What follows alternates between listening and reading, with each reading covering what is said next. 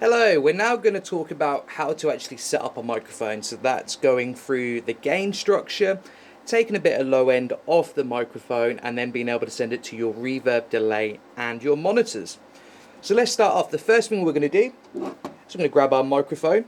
We're going to select our first page. So we select the channel that we are using. So I am using channel 1. So we're going to use channel 1. I hit select right here. And now I start talking into the microphone. So what I'm going to do now is I'm going to try and get a good gain structure on the microphone. So as we spoke about in the previous video, this is our gain here, preamp. And then we're going to use this little graph here. You can see the green. We're going to use this to get our balance. We want to just be just under 0. We don't really want to be going into the yellow unless it's really, really late, unless you're shouting or loud. But consistently, it should always be in the green. So here we go. So I just start with a few 1-2s. 1, 2, 1, 2, 1, 2, 1, 2. Hey, hey, hey. Hey, 2, hey, 2. So now as you can see, I'm quite happy with that gain structure. So our next step is we then bring up the fader to 0. 1, 2, 1, 2. So now you should be able to hear me on the microphone. So my next step is what I'm going to do is I'm going to go over to the high pass filter.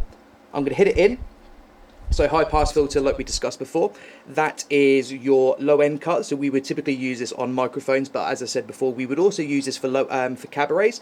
For cabarets, just a bit bassy, we can use HPF, high pass filter, and that will start removing the low end. So as I move this, you should be able to hear a change in the sound. So it's getting really, really tinny, and that's the furthest we can go. And then we bring it back. I always like to keep it around about 100, around about 100 hertz. That seems to be a nice balance, and you can kind of move it from there if you need any more or any less. The benefits of rolling low end off on microphones is they sound great when you're comparing, but as soon as you start singing through that microphone and there's a lot of low end on it, you'll notice that your voice will start getting lost in the tracks. A lot of our tracks are big production tracks, nice and full in the low end. And we rely on the track to carry that low end, not your vocal. So always ensure that you are removing low end from your microphones. This will definitely help with all your performances and just make it more of a clearer mix. So as you can see, I'm happy with that. I don't really have to do too much to the parametric EQ. I think I'm going to leave that for the moment. I'm happy with just the low cut.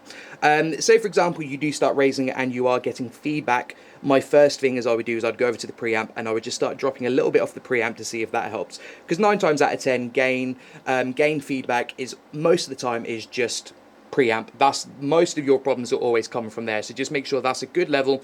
It's not peaking, it's not too hot, and it's not too quiet either, because all of our faders need to be at 0. Having mixing at 0 gives us unity against the whole bank, rather than imagine if your gain is really, really low, so you've put it all the way up here, but you have no headroom to give it any more. So at least with 0, you've got enough headroom just to give it a little bit of a boost, but then you've got all of this you've got all of this here, which will give you a lot more freedom with your mix. So next step is I want to actually get a bit of reverb. So what I would do is I would go over here, I would turn my reverb channel up to 0. I would then bring my delay up to 0. So these are your masters. All of the desks across Park Dean Resorts are set the same. So you'll notice that your reverb and delay will always be next to each other. So to send reverb to this microphone, super easy. We would go over to FX1. And then let's start bringing it up. Hey, hey, hey, 1, 2. Hey, hey, hey, 2, 2, 2. Now that's probably a bit too much, but we will go with it. And now you can see my signal is coming through on my reverb. And then just kind of use it there. There's no real place where to put this when you're sending the reverb. Most of the time, it's all just using your ears. If you think that's too much, bring it down a little bit. If you think that's not enough, you can bring it up. So it's very dependent on the person and how much reverb. But for the moment, we're just going to stick for there just for the training purposes.